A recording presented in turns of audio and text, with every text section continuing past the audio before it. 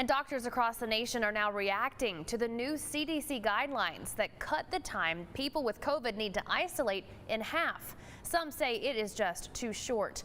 And today there's concern about how COVID affects young people. NBC's Chris Pallone has more. With new daily COVID cases in the U.S. reaching all-time highs, staff at many hospitals across the country are at a breaking point. People are tired. It's been a really tough 2 years. The CDC, seeing worker shortages develop in many key business sectors, has issued new recommendations for people who test positive, letting a patient leave isolation in 5 days instead of 10 if the person doesn't have any symptoms, requiring them to wear a mask everywhere for 5 more days. You want to make sure that particularly among essential workers that you get people out there much sooner. But some fear the sick will be back out in public too quickly and spread COVID to others.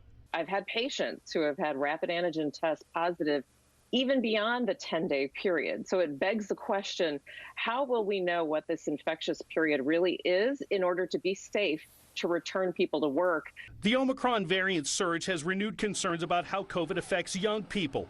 New York City has seen hospitalizations of children rise nearly 400% this month. We need to care about our children enough to vaccinate them, care about them enough to mask them.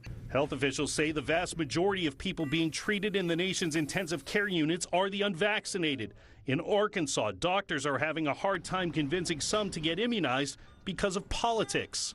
People view getting vaccinated as being on one side or the other when it's really a public health issue. A public health issue with no end in sight.